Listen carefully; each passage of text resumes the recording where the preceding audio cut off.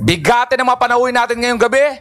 Una yan, ang veteran newspaper, editor at trustee ng Center for Media Freedom and Responsibility, Ginoong Berhel Santos. Nandito rin ang Associate Professor of Journalism sa UP Diliman at ang convener ng Kontadaya na si Professor Danilo Araw. Ito naman ang mga katapat nilang influencers.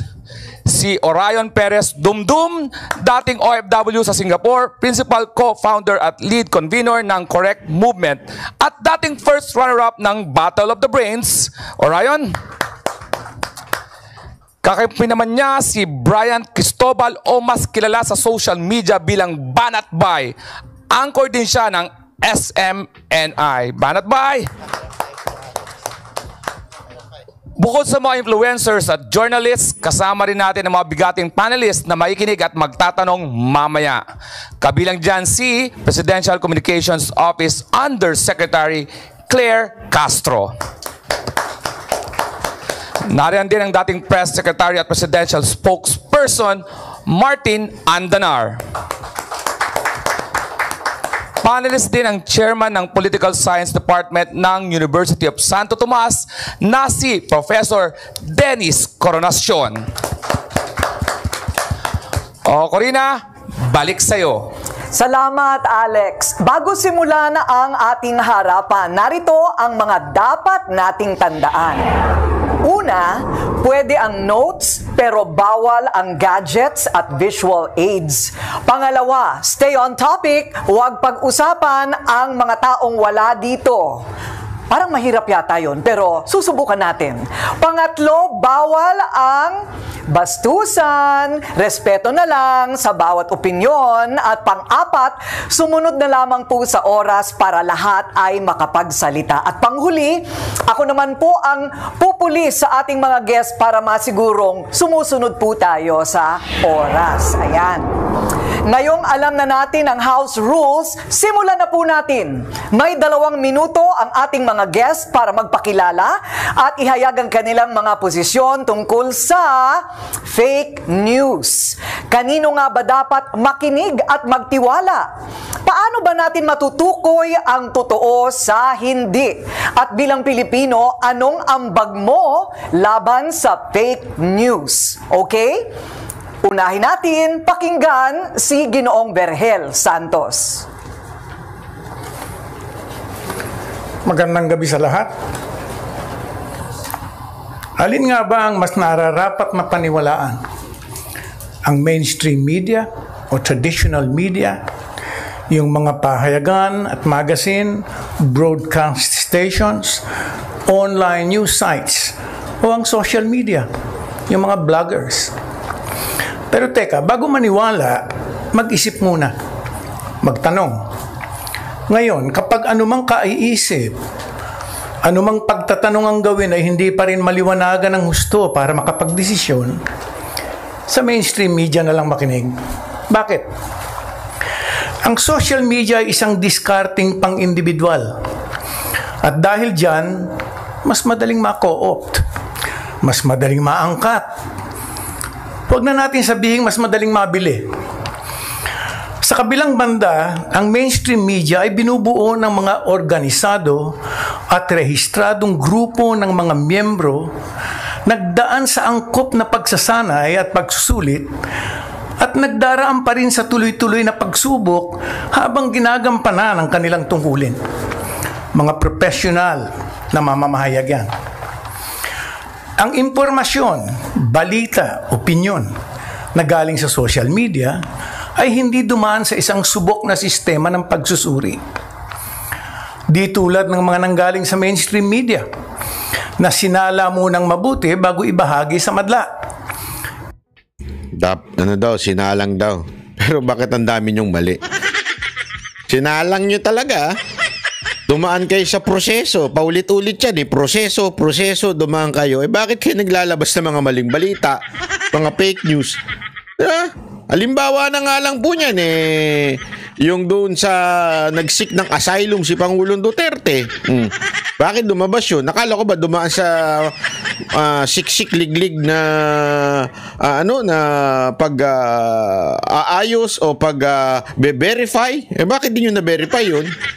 Anak ng wewe, oo. Itinama ang mali, nilinaw ang malabo, siniguro na ang bawat pahayag ay hindi lamang makatotohanan, kundi walang dahilang pagdudahan. Ang sistemang ito ay bahagi ng mga pamantayan na ni-refine, inayos ng husto sa loob ng isang napakahabang tradisyong universal.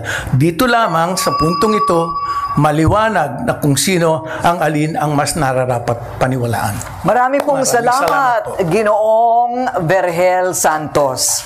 Sa panig naman po ng influencer. Grabing haba ng niya, no? Nabot ang 2 minuto. Ang sinabi lang naman niya, ang mainstream media ay dumadaan sa matinding pagsusuri bago lumabas. Tapos na, yun lang yun eh. Ang haba pa na sinabi mo, tay. Tawagin naman po natin si Ginoong Orayon Perez Dumdum. Okay, ako po si Orayon Perez Dumdum, dati akong OFW sa Singapore, kaya iniidolo ko po itong si Lee Kuan Yew, at uunahin ko po na meron akong quote galing po sa kanya at susubukan kong gayahin ang kanyang boses. The Philippines press enjoyed all the freedoms, but they failed the Filipino people.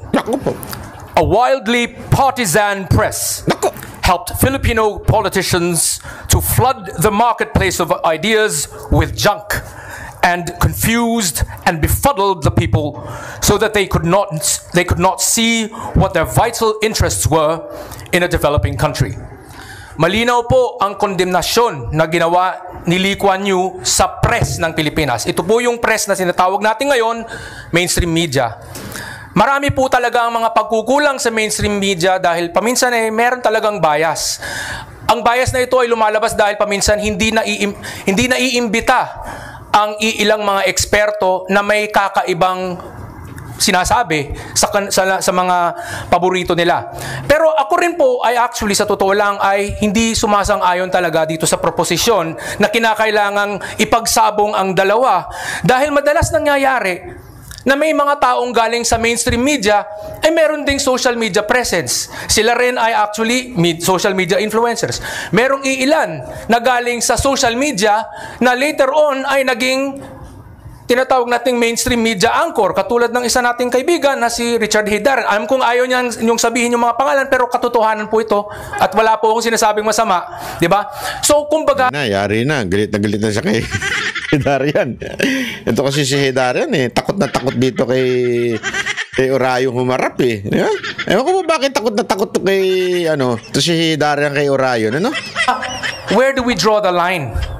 Right now, ako po, so-called social media person, nandito tayo ngayon sa mainstream media. So, ganun. Meron akong mga dating nasulat na na-feature ng the late Carmen Pedrosa sa kanyang PhilStar column.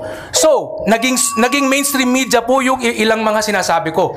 So, yun lang po. Maraming salamat po. Maraming salamat po, Ginoong Dumdum. Medyo naguluhan din ako doon. Sunod naman si Ginoong Danilo Araw.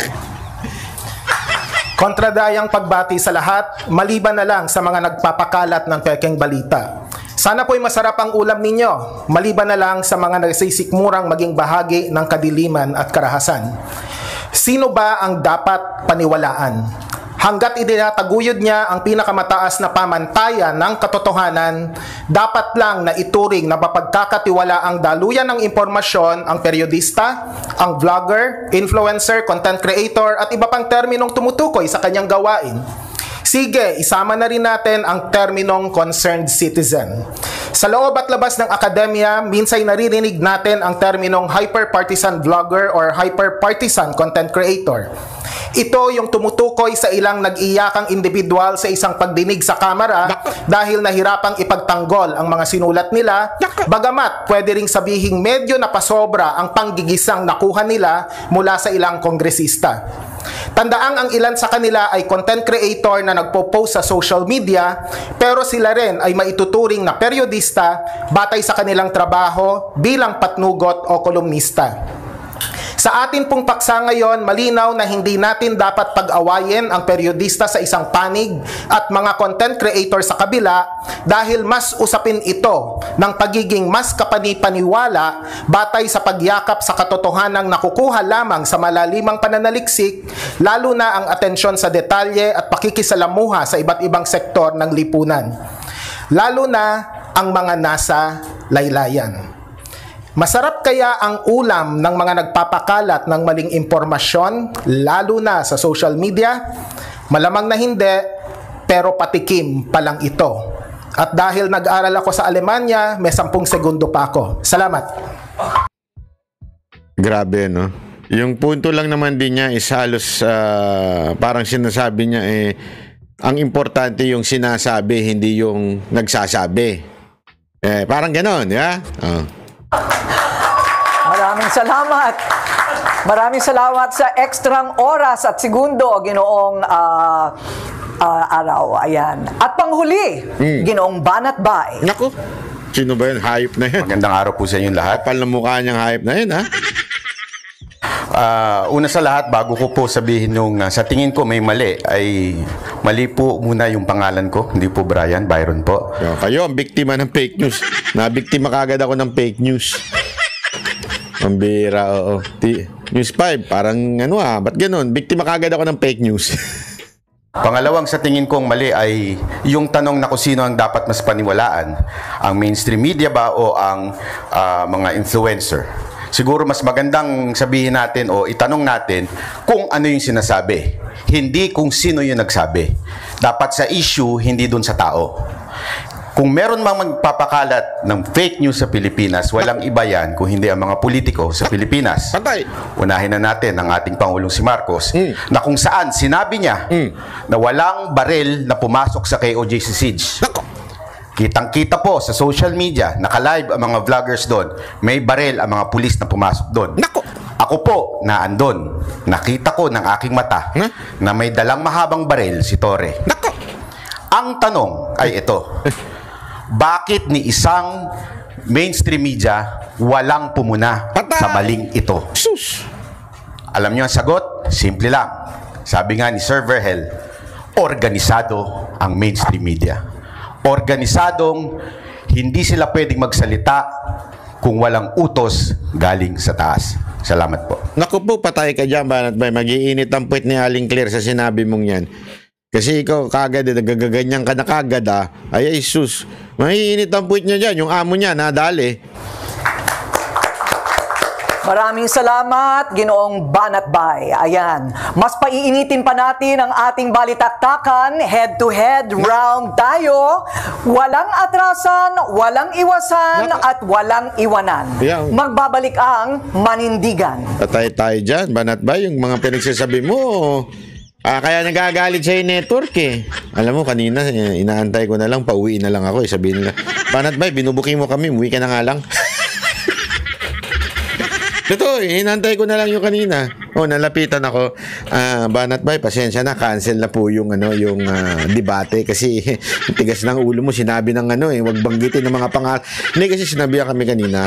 Sinabi na naman diyan na wag magbanggit ng pangalan na wala doon. Hindi ho pwede yun. Lalo na kung ikaw ay public official, pampublika ka, wala kang magagawa. Hindi ko pwedeng banggitin yung mga ibang social media influencer o kaya yung mga pangalan ng mga mainstream media. Pero kung ikaw ay public official, ikaw ay pagmamayari ng publiko. So, kailangan for the sake of the argument, kailangan kang banggitin, di ba? Kaya nga kanina, nag-antay na lang tayo, napauwiin tayo Anyway, gutom naman ako kasi hindi ako makakain kanina Sarap pa naman ng pagkain dyan, yung kanilang pasta, sarap-sarap. Hindi ko lang makain kasi baka mamaya habang nagsasalita, mamatay ako. Sabi nilang, bastos mo naman, Banat Bay, tumahay ka doon sa habang nagdedebate. Ay, hindi ko kaya hindi ako kumain. Kaya gutom na ako Sabi ko, antayin ko na lang, pauwiin ako kagad. Ito naman po sila para ipagtanggol ang kanilang panig.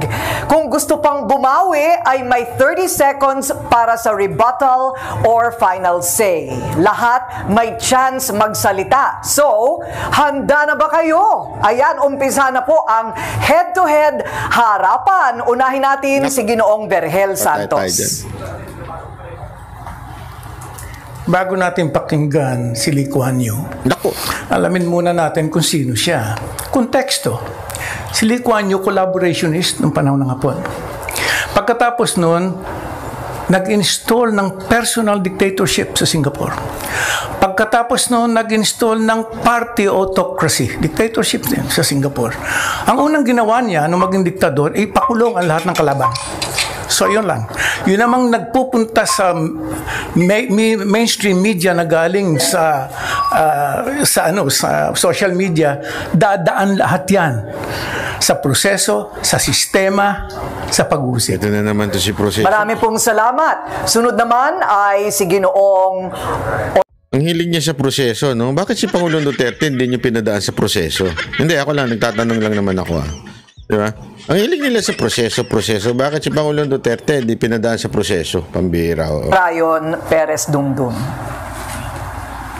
Okay, fake news po yung sinasabi na na diktador daw si Lee Kuan Yew dahil ang meron po sa Singapore ay hindi dictatorship kundi parliamentary form of government. Ang PAP po ay pwedeng matalo kung hindi sila magaling. Pwede silang matalo. Dati nga hindi naman sila yung yung nasa poder, dati Labor Front yun eh. So, essentially mali po yung pagka-characterize na masama kay Lee Kuan Yew. Let's look at the results. Maganda po ang nagawa niya. Kaya bakit ba natin hindi pakikinggan ang mga sinasabi niya? Totoo naman eh.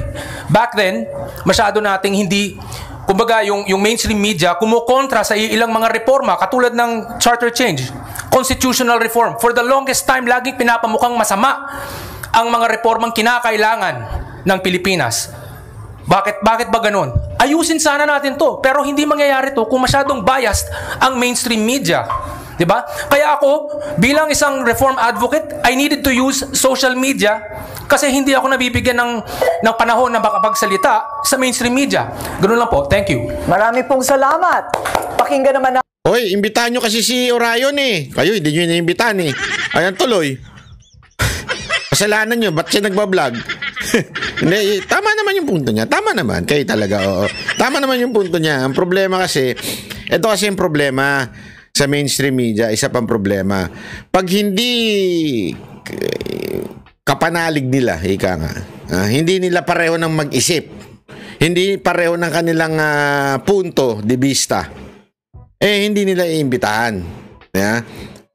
Kahit anong expert mo pa dun sa issue, basta hindi kayo pareho ng pananaw sa buhay, hindi kayo imbitahan. Yan ang sinasabi ni Orion. Hindi, katulad niya, ilang beses na naging issue yung, alam mo yun, yung change ng reform ng Constitution, hindi ko siya iniimbitahan. Ang laging iniimbitahan, yung negatibo doon, sino? Si Hidarian.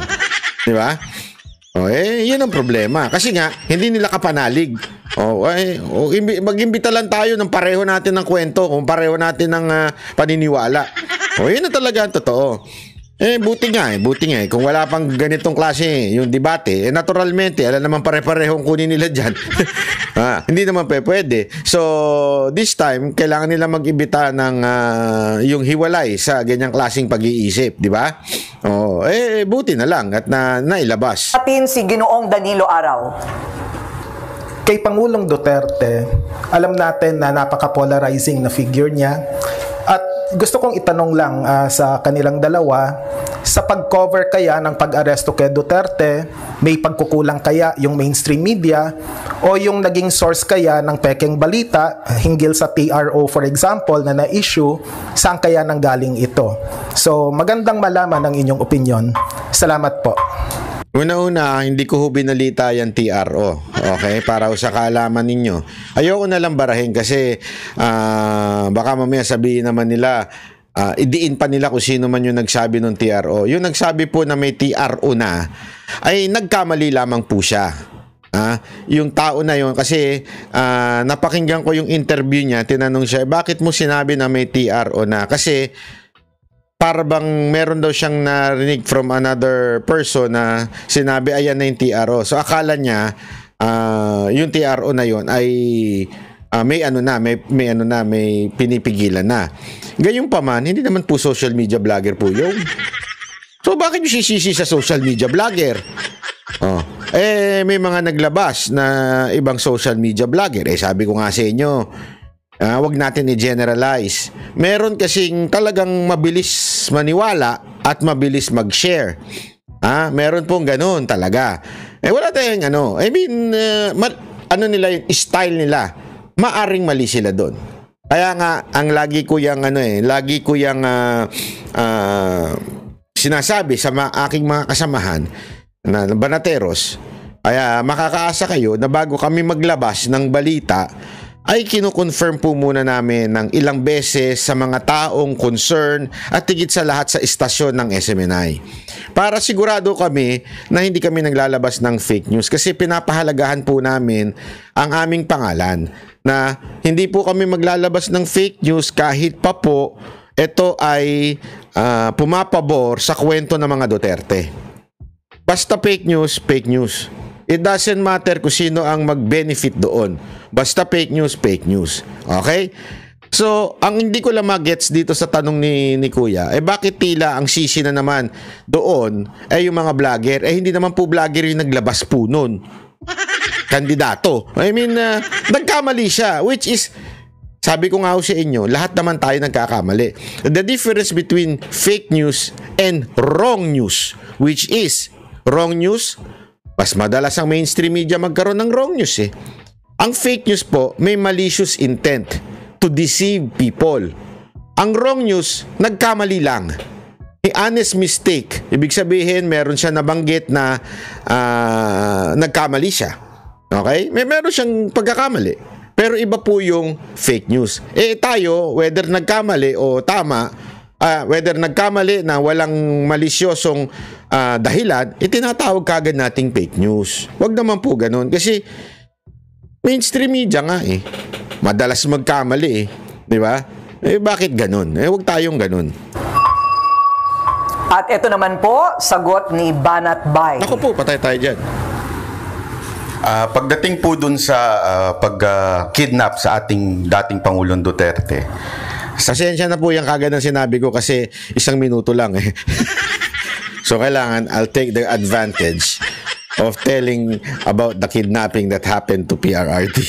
Akala nyo Hindi kasi akala nung iba, di ko daw sinagot yung TRO. Una-una wala akong pakialam doon sa TRO, di ko naman binalita yun Bakit ko pakikialaman yun? Hindi naman ako nagbalita nun.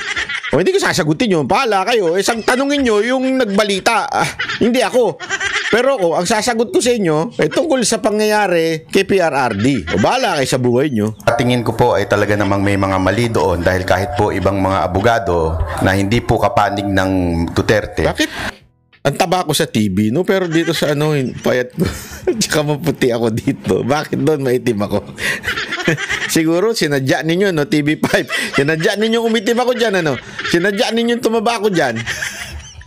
Biro lang, Baka may maniwala kayo, Ay sinasabing hindi dumaan sa due process. Alam naman po natin sa bayan natin, kahit anong paman ng ihusga sa'yo, kailangan kang dumaan sa due process. Simple lang. Saan ho ba na-commit yung sinatawag nilang crime? Sa Pilipinas. So bakit hindi sa Pilipinas nilitis? Ang simple yung tanong nun na hindi kayang sagutin ng mainstream media kasi nga po natatakot sa hagupit ni Torre. Naku po, patay ka. Pakakasuhan ka na naman yun ng sedition.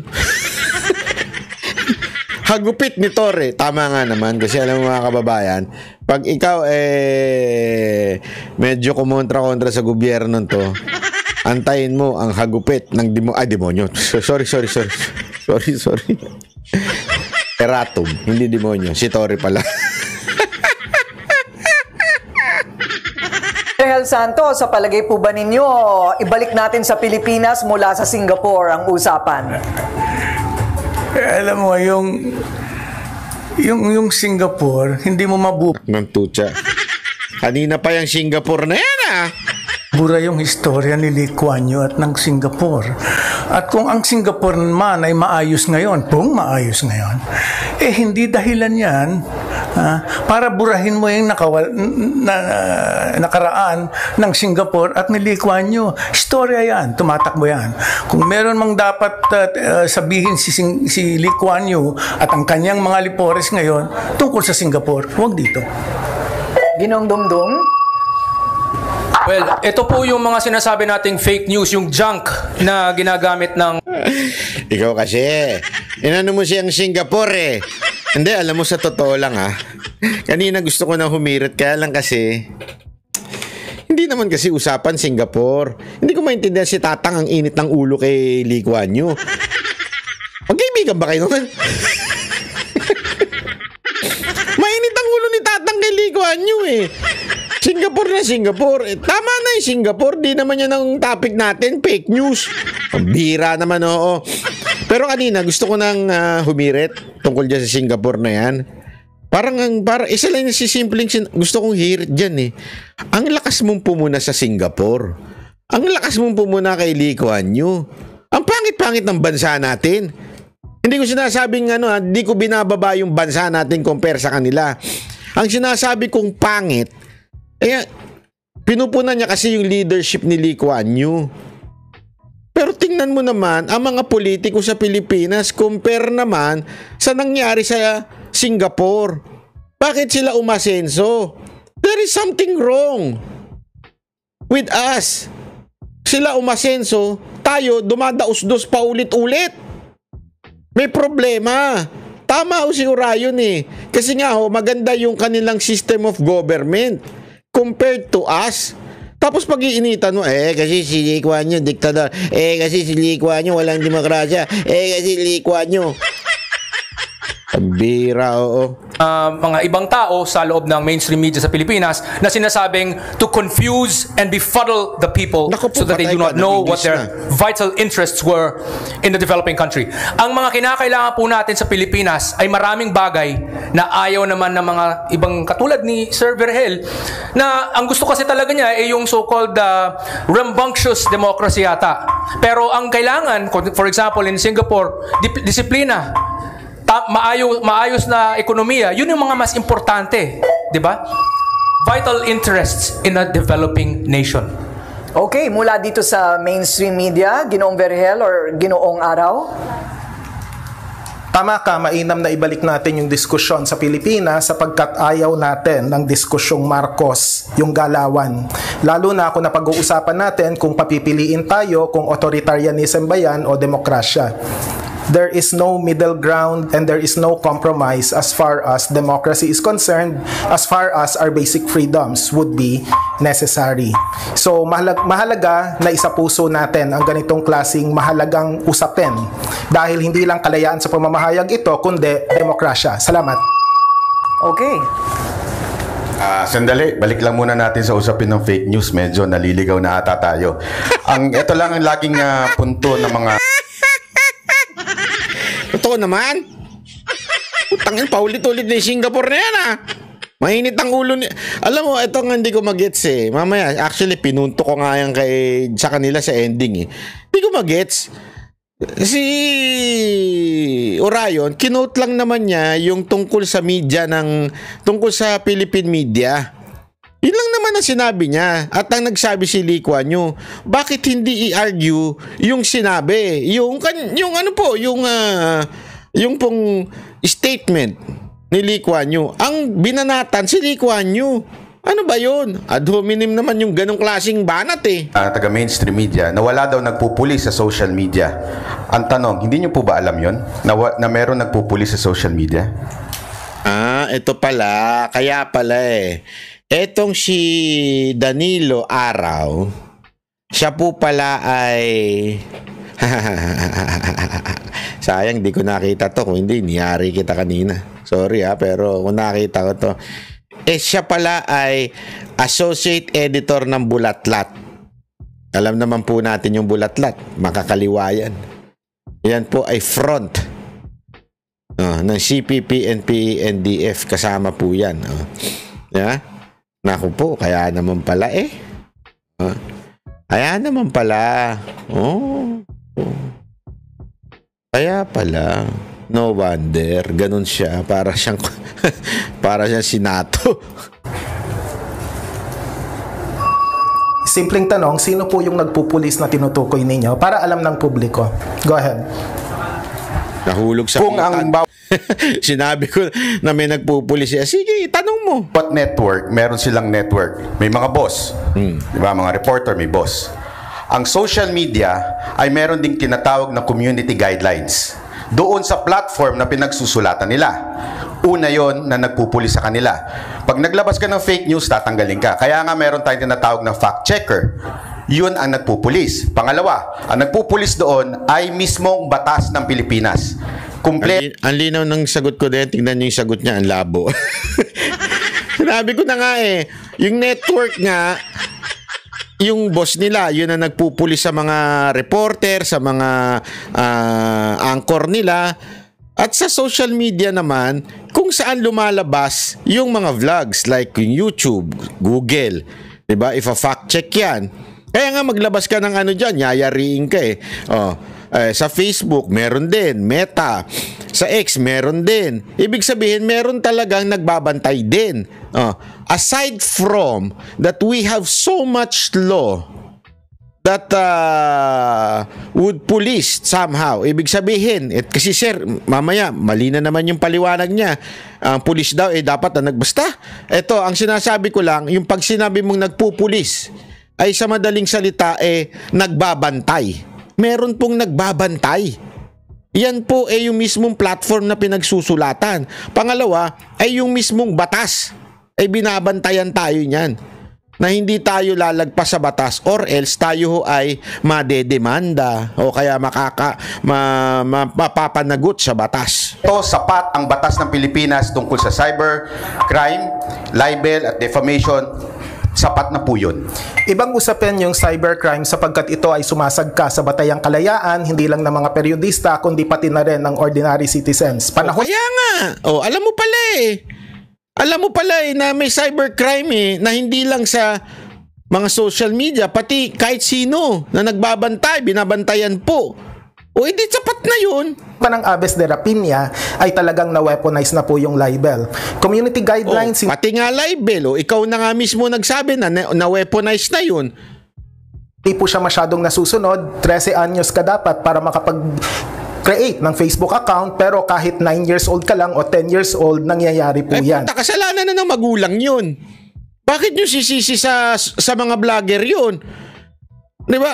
Ito hindi ko maintindihan Pasensya na, hindi ko nasabi to lahat kasi nga, sabi ko sa inyo, limitado lang So pili lang yung mga pwede kong banggitin dyan. Pero kasi sinasabi ni Sir, pati daw yung mga bata, hindi na napipigilan. Ang community guidelines na nasa 13 years old. Tapos yung mga 9 years old daw, dapat hindi nakakapag-vlog. Anak ng puta, pati ba naman yung trabaho ng mga magulang ay gusto nyo gawin trabaho ng social media o yung dapat meron na nagre-regulate sa kanila? Trabaho na ng magulang yan. Bakit yung anak ninyo sa social media 9 years old pa lang nagpe-Facebook na? Alam nyo naman, ang daming kalaswaan din dyan. Kasalanan pa ba ng kailangan may magpulis pa sa kanila? Dapat responsibilidad na ng mga magulang yan. At naman ang wewe, Yung fact-checking na sinasabi ninyo sa Meta, at least, tinanggal na po yan, at least sa Estados Unidos, may commitment sila to retain it here, but we don't know what's gonna happen in the future. Nagkakamali po tayo kung iisipin natin ang the only way to police social media is through authorities doing so. Nangyayari din kasi po yan na merong agad-agad, mabilisang instantaneous na sagutan na nangyayari. Pag may isang taong nagsabi ng hindi totoo, may maraming taong lalabas dyan at magkasabi, mali po yung sinasabi niyan, ito po ang proof na mali. So, instantaneous. Similar po yan sa sitwasyon na dati, meron tayong mga letters to the editor. Ito, mas instantaneous, mas immediate ang reaction, ang feedback na nangyayari. Maraming salamat po. Ang nagpupulis, hindi batas. Ang nagpupulis-pulis.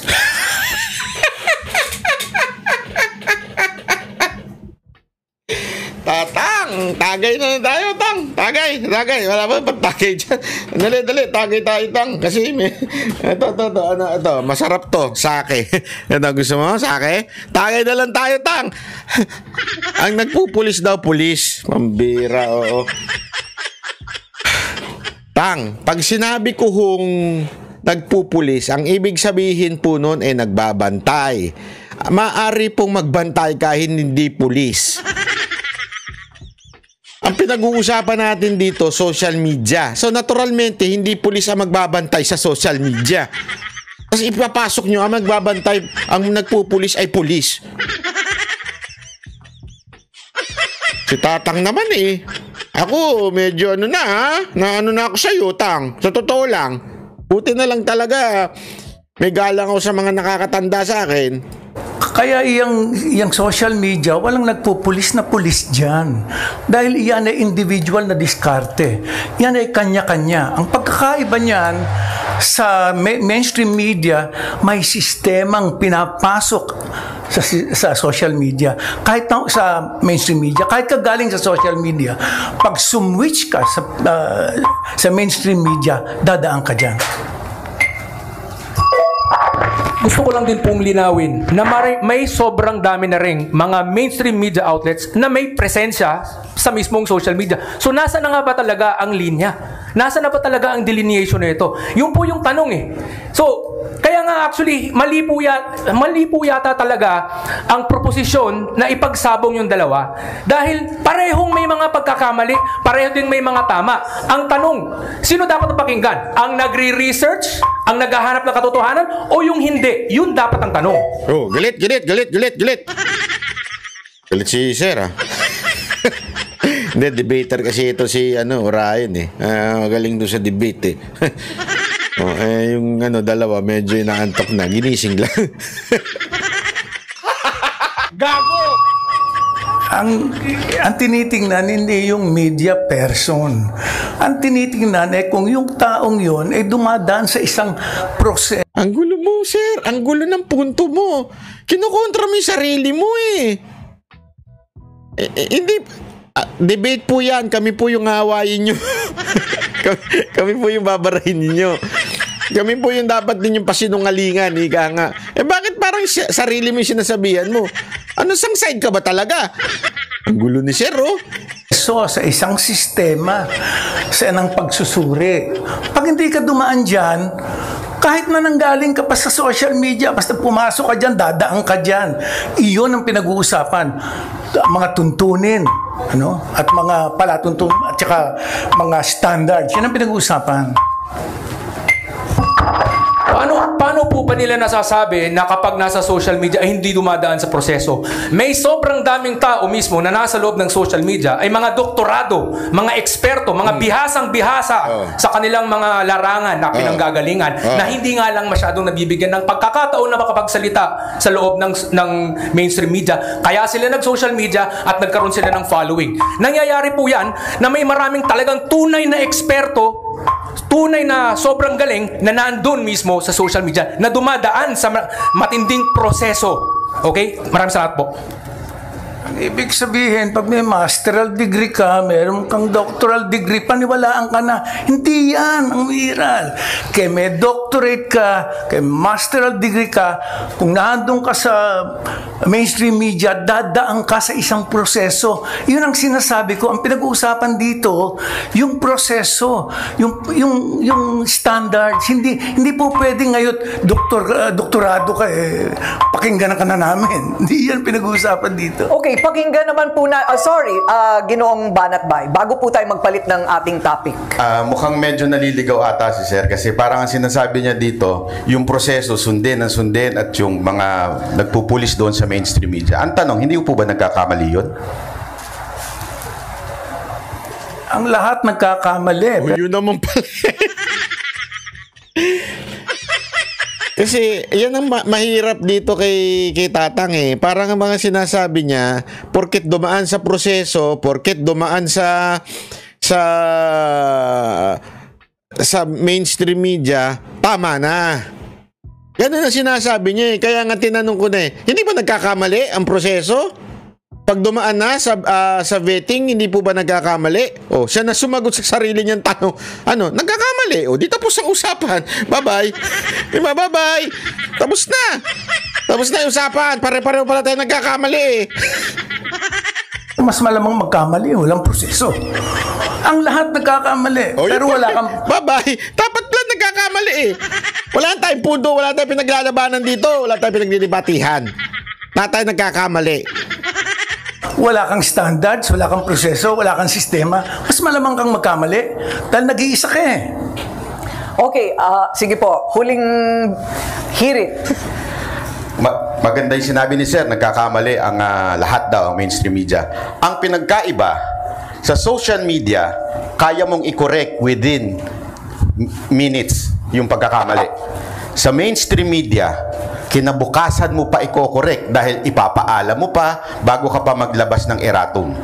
Kaya sa tingin ko, mas maganda kung pakikinggan natin lang lahat. Ang punto ko dito, it will take more time to correct ng mainstream media.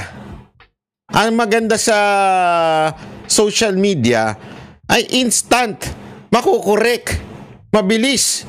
Kaya mas maganda, hindi ko sinasabing mas paniwalaan hindi yun ang punto natin dito. Pero at least transparent ang social media. Kasi nakukorek ka agad. Sa mainstream, although sasabihin nito, pwede naman i-correct yan through sa social media. Sandali, saan po ba ginawa at kinumit yung pagkakamali? Di ba sa telebisyon? Di ba sa radyo? Di ba? Hindi nakukorek ka agad yun. Ito pa, iikot-ikutin pa ako eh. Tapos, kaya lang kasi tapos na yung yung period yun sa rebuttal na yan eh. Pero kasi yung tinan nyo pakinggan nyo. Mabilis naman maibago kung sakaling nagkamali ang social media. May mga pagkakataon na ang mga social media influencer ay pinagpipilitang mali ang isang mali, hindi binubura at pinagpipilitang tama sila. May pagkakataon, bakit ang media ba hindi ganun din? May media rin ganun At dito, makikita natin ang isang willful ignorance din with regard to how the media work. Ang mga social news media organizations, yung mga may Facebook, may Twitter, etc., mabilisan din yung pag-correct. Yan yung sinasabi niya, mabilisan daw yung pag-correct. But the problem, sir,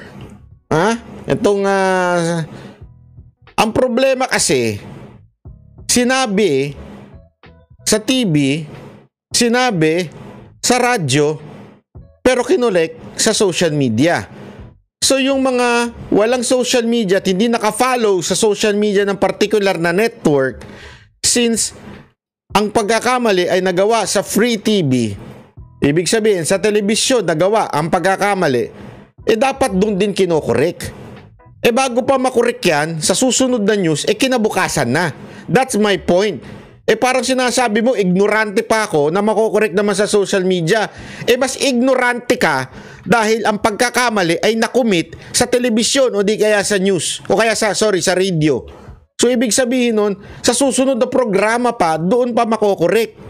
Ang ng wedding, binabago mo yung kwento na kung kinakailangan ito. Siguro yung tinutukoy mo, yung mga magazine at mga dyaryo na kinabukasan pa o sa isang linggo pa makakapag-issue ng erratum. Isang salita lang, iba ang gatekeeping sa censorship. We go for gatekeeping. Salamat. Okay, sa ngayon, pakinggan naman po natin ang posisyon ni Ginoong Orion Perez Dumdum kaugnay po ng opening statement ng iba pang mga panauhin natin. Meron pa po bang gustong mag-react tungkol sa mga opening statement kanina? Well, actually ito, I'm just going to mag-a-add lang naman tayo. Ang sasabihin ko talaga hindi siguro dapat talaga ipinagsasabong yung dalawa. It's not a matter of where you came from or so-called who you are. It's what you say. Ano ba ang sinasabi mo? Totoo ba yung sinasabi mo? Meron bang basehan yung sinasabi mo? Nangyayari kasi yung mga pagkakamali on both sides. Yung po ang dapat tutukan natin. On both sides nangyayari. So, mas maganda pakinggan natin yung mga tamang nagsasalita na nasa loob ng mainstream media at sa social media. Basta tama ang sinasabi nila. Kung mali, huwag natin pakinggan. Ganun. Yun ang araw.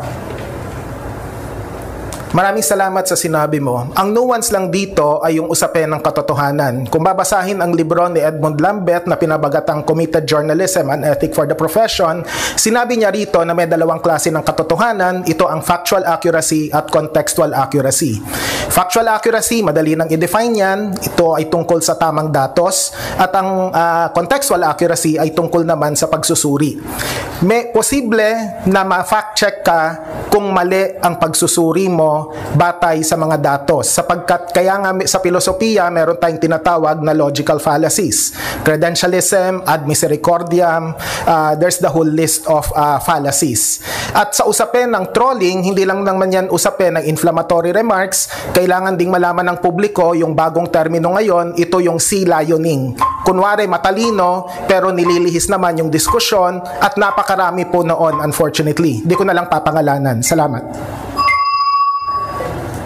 Ang gusto ko lang sabihin tungkol sa kaninang sinabi ay patungkol dun sa parang ina-assume kaagad, gine-generalize na pag ang social media ay nagkakamali. Medyo sabit po ata yun. Wag ho natin i-generalize. Tulad na lang din po ng sinabi ni Professor kanina na nag-iyakan daw yung mga vloggers dahil hindi nila mapagtanggol yung kanilang sinabi sa kamera. Nag-iyakan po sila kasi natatakot lang makontempt at no choice, kailangan umapir doon.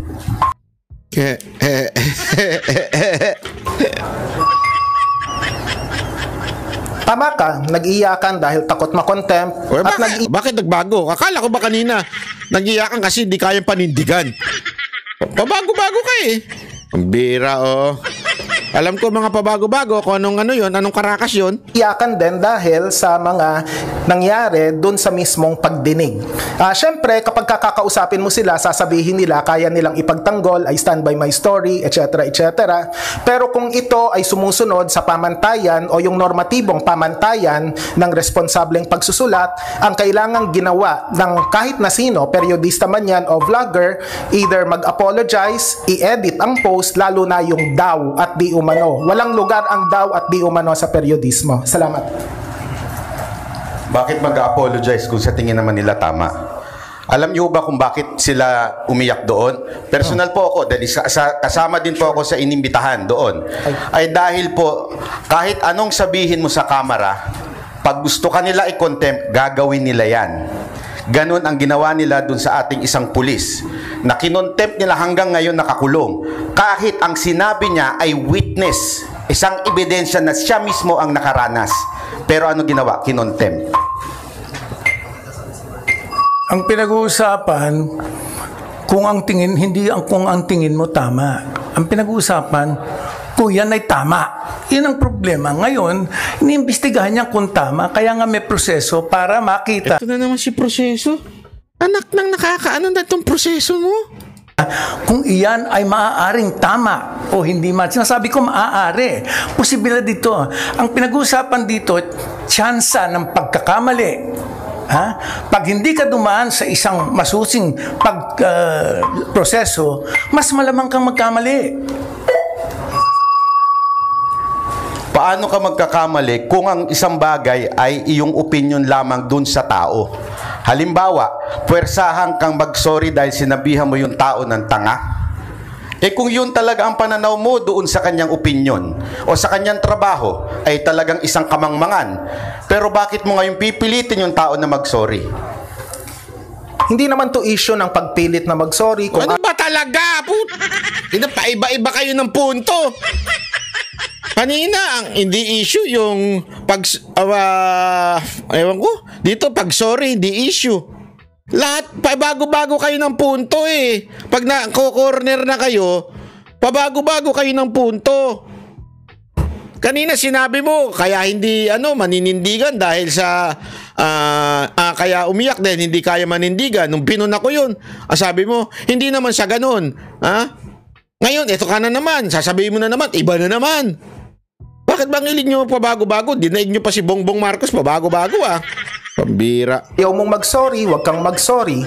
Pero yung usapin ng opinion, may kasabihan sa periodismo, opinions matter, but there are opinions that weigh more than others. Kapag ang opinion mo ay batay sa chismis, meron daw na mga resign na mga pulis, hindi pala totoo, ang premise mo, batay dun sa datos, problematic na.